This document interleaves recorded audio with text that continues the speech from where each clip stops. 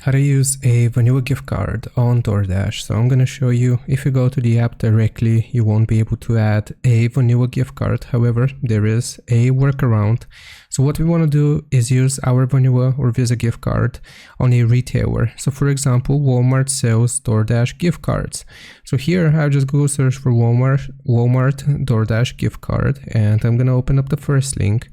And as you can see here, if I click on this option, the first one, I could choose an amount between 25, 50 and 100 bucks. So just choose the amount for which we want to purchase the Doordash gift card.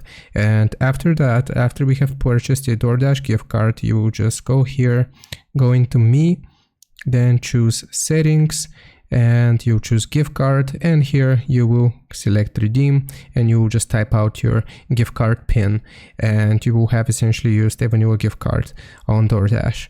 So I hope this helps. Leave a like and sub. I'll see you next time.